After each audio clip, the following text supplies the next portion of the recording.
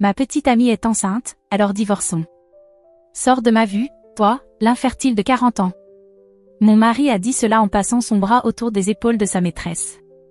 Mais cette dernière fixait le sol, son corps tout entier tremblant violemment. Sa réaction était tout à fait naturelle, après tout, elle était ma. Je m'appelle Emery. Je suis une femme d'affaires de 40 ans. J'ai toujours été douée pour les études. Après avoir obtenu mon diplôme dans une université prestigieuse, j'ai commencé à travailler pour une entreprise étrangère. J'ai travaillé pendant de nombreuses années dans l'un de leurs bureaux à l'étranger et, depuis mon retour aux États-Unis, j'ai obtenu le poste de chef de département. Alors que je brillais dans mon travail, j'avais aussi une vie personnelle épanouissante avec un partenaire que j'aimais. Mon mari s'appelle Noah. Noah était mon camarade d'université, et nous avons commencé à sortir ensemble à l'âge de 21 ans. Nous faisions partie de la même faculté et partagions de nombreux cours, ce qui nous a rendus très proches durant nos années d'études. Nous révisions ensemble et avons appris à bien nous connaître. Notre amitié s'est finalement transformée en une relation amoureuse lorsqu'il m'a avoué ses sentiments. Après l'obtention de notre diplôme, nous avons tous les deux commencé à travailler à plein temps. 3 ans plus tard, mes supérieurs m'ont annoncé que j'allais être envoyée au Japon pour une mission de travail de 5 ans. À peu près au même moment, Noah m'a demandé en mariage. Comme nous allions être en relation à distance pendant un certain temps, je lui ai demandé s'il en était vraiment sûr. Il m'a dit qu'il démissionnerait et viendrait avec moi. J'ai été touchée par son sérieux et son engagement envers notre mariage, alors j'ai accepté sa demande. Nous nous sommes mariés et avons déménagé à l'étranger. Nous avons commencé à vivre ensemble au Japon. J'étais extrêmement occupée par mon travail, tandis que mon mari a pris un emploi à temps partiel dans un restaurant de quartier. Ils nous ont encore donné des plats d'accompagnement aujourd'hui. Des crevettes frites, génial. Ça a l'air délicieux.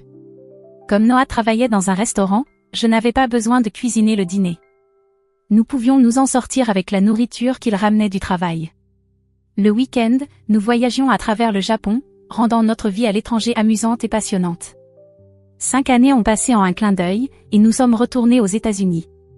J'ai repris mon travail au siège central de mon entreprise et suis devenue très occupée. Avec des années d'expérience dans la restauration, Noah était devenu un excellent cuisinier. Il a également commencé à travailler dans un restaurant à notre retour. Nos carrières et notre vie de couple se déroulaient bien, mais nous avions un problème, nous n'avions pas d'enfants. À ce moment-là, nous étions dans la trentaine, et j'ai commencé à désirer un bébé. Cependant, peu importe nos efforts, je ne tombais pas enceinte. J'ai suivi des traitements pour la fertilité, mais ils n'ont rien donné. Ces traitements ont duré 5 ans, et je n'ai jamais été proche de concevoir. Cela pesait sur Noah et moi. Pourquoi ne pouvons-nous pas avoir un bébé, me demandais-je souvent.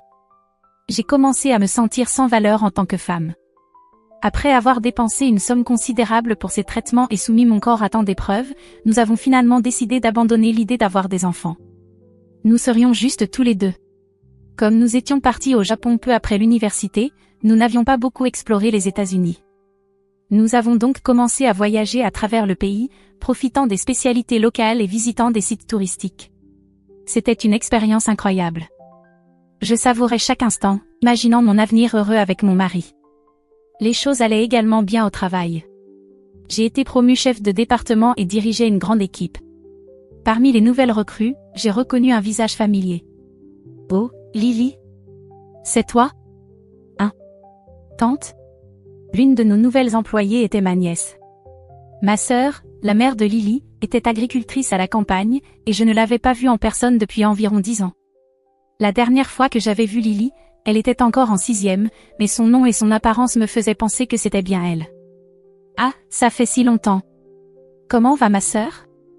Elle t'embête toujours autant? Oui, ça fait longtemps. Ma mère est très stricte, alors après l'université, je suis venue ici et j'ai commencé à vivre seule. Vraiment? Je suis contente que tu te souviennes de moi. J'avais l'intuition que c'était toi, mais je suis surprise de te voir travailler ici. Moi aussi, j'ai été surprise de te rencontrer ainsi. Tu es vendeuse ou quelque chose comme ça? Ah, en fait, non. Ah bon? J'ai cru que tu étais une employée à temps partiel. La plupart des gens qui travaillent dans cette entreprise sont jeunes et pleins d'énergie. J'ai eu l'impression qu'elle essayait de me rabaisser, comme si elle voulait dire qu'une femme de mon âge n'avait pas sa place ici. La dernière fois que nous nous étions vus, Elle était une enfant honnête et gentille, mais il semblait qu'elle était devenue plutôt impolie. Devrais-je lui donner une leçon de bonne manière? C'était l'heure de notre réunion matinale quotidienne, et les nouveaux employés se présentaient. Ma nièce a commencé à parler d'une voix prétentieuse. Il y a ici tant de collègues jeunes, sympas et fiables sur qui je peux compter. Je vais faire de mon mieux une fois que j'aurai appris les bases.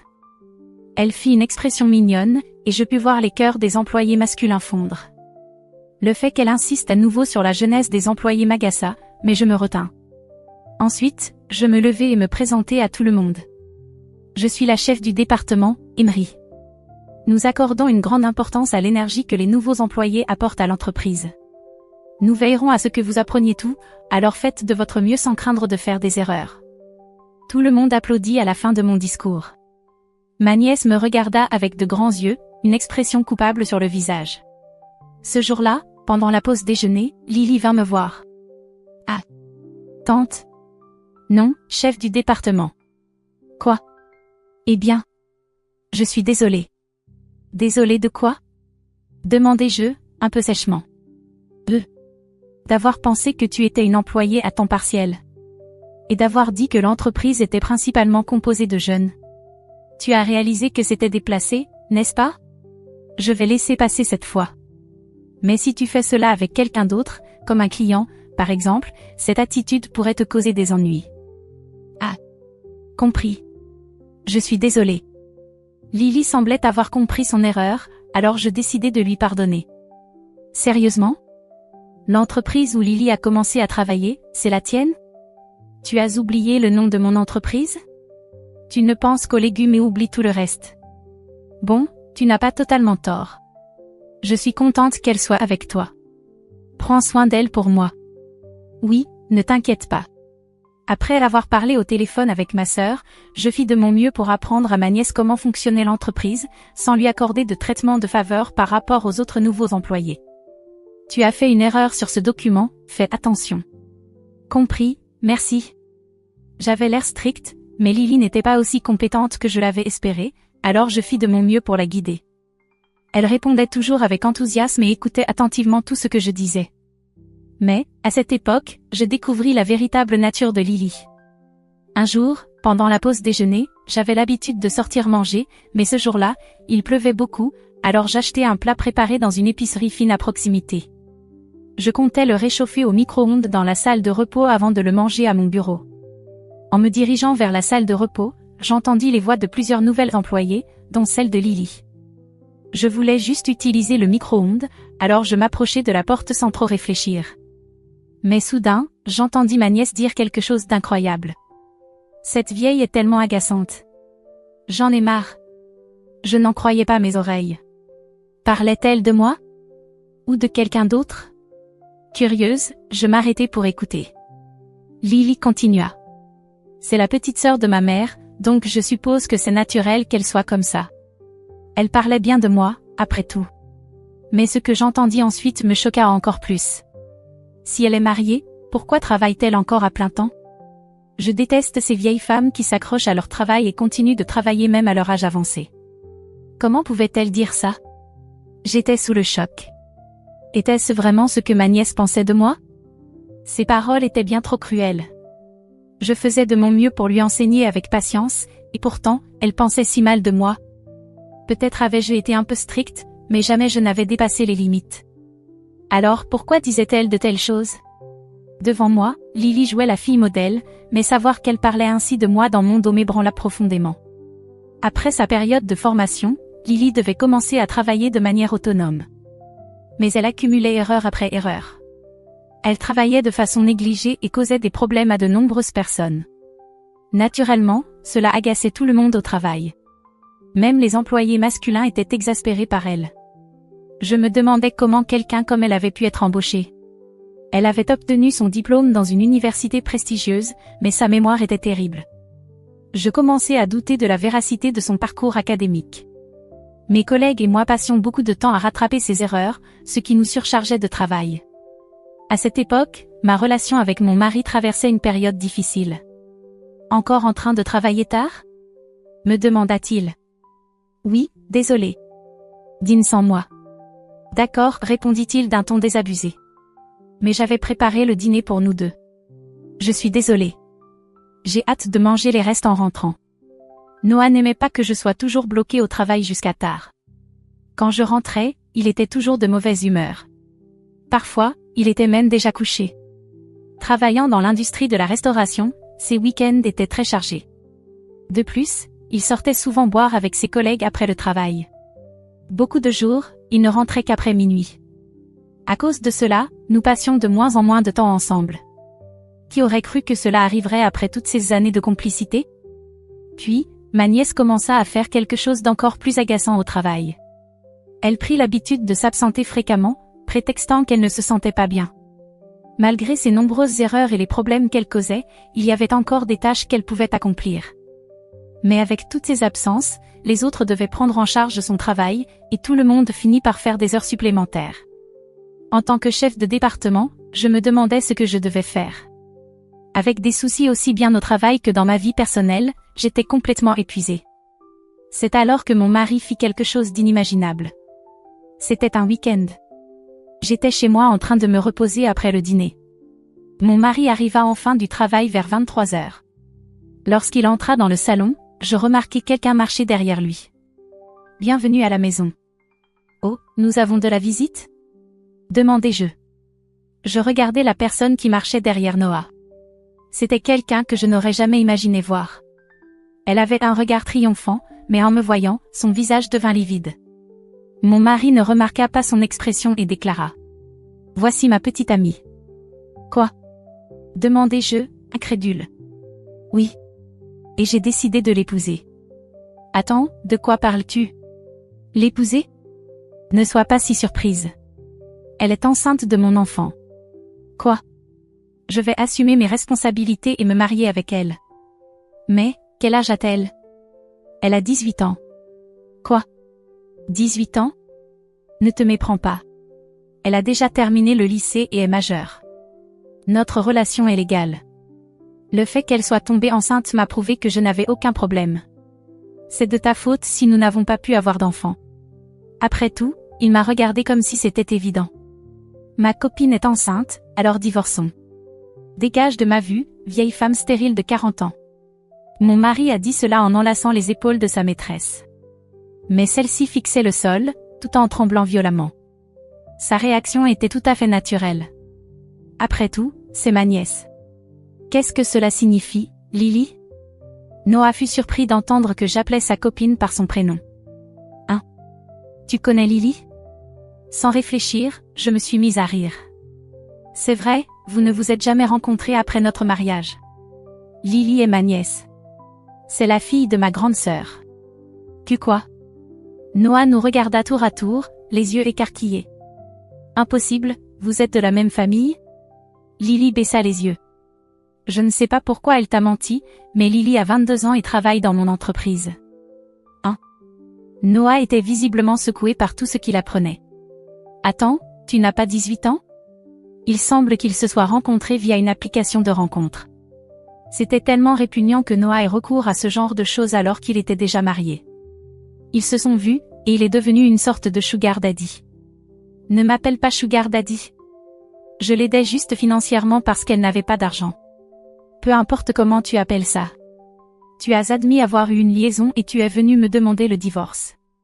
Tu devras me verser une pension compensatoire pour ça. Bon, je suppose que je n'ai pas le choix. Peu importe si Lily a menti sur son âge.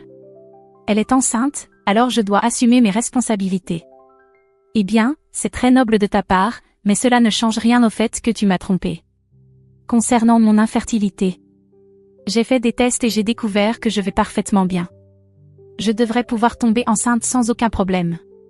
En général, on ne recommande pas de tests de fertilité aux hommes, et je ne voulais pas te forcer. Mais as-tu déjà envisagé de te faire tester ? Hein ? Elle t'a menti sur son âge et d'autres choses, alors ne crois-tu pas que tu devrais faire un test de paternité ? Quoi ? Tu insinues que Lily m'a trompé ? Mon mari semblait hésiter sur le fait de croire Lily ou non. Lily, elle, était encore bouleversée par la révélation que j'étais la femme de son amant et ne pouvait prononcer un mot. Je me suis avancée vers elle et j'ai déclaré clairement, je vais raconter tout ça à ma sœur et en informer notre entreprise. J'ai ignoré le fait que tu te plaignais de moi dans mon dos et que tu me traitais de vieille femme agaçante. Je n'en peux plus. Tu es mauvaise dans ton travail et tu as menti sur ton âge sur une application de rencontre. C'est trop. Même si tu ne te fais pas virer, plus personne ne voudra de toi. Le visage de Lily devint encore plus pâle. Si tu as compris, pars. Cet appartement est à mon nom. Une fois notre divorce prononcé, tu n'auras plus aucun droit d'y vivre. Blême, Noah fit ses valises et quitta l'appartement. J'ai engagé un avocat, envoyé les papiers du divorce à Noah et demandé des compensations financières à la fois à Noah et à Lily. L'affaire de Lily fit grand bruit au travail.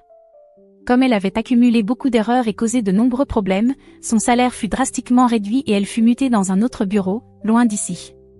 Incapable de supporter sa punition, Lily démissionna.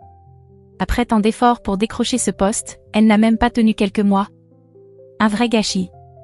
Mais elle n'a eu que ce qu'elle méritait. Pour quitter la campagne, Lily avait étudié avec acharnement et intégré une bonne université. Mais une fois là-bas, elle s'est totalement laissée aller. Sachant qu'elle était attirante, elle s'en est servie pour manipuler les autres étudiants afin qu'ils fassent son travail à sa place. Elle allait rarement en cours et passait son temps à s'amuser, mais elle a tout de même réussi à obtenir son diplôme. Seulement, à force d'être paresseuse, elle est devenue totalement incompétente dans son travail. Bien sûr, j'ai tout raconté à ma sœur. Furieuse, elle a traîné sa fille de retour à la campagne. Désormais, Lily doit aider aux travaux de la ferme chaque jour et utiliser presque tout son salaire pour me rembourser. Elle ne garde pour elle qu'un maigre argent de poche. Au fait, il s'est avéré que le père de son enfant n'était pas mon ex-mari. Lily avait d'autres sugar daddy, mais lorsqu'elle est tombée enceinte, ils ont tous disparu. Noah était le seul à croire que l'enfant était le sien et voulait assumer. Mais quand il a découvert que ce n'était pas le cas, il l'a quitté.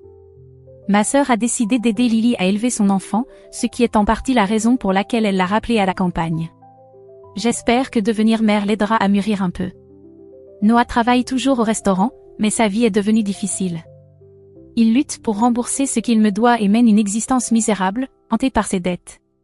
De mon côté, je me concentre sur ma carrière comme toujours. Je tiens mes employés à carreau et travaille dur chaque jour. Mes soucis ont disparu, et j'espère qu'à partir de maintenant, je vivrai à nouveau une vie épanouie. Merci d'avoir regardé.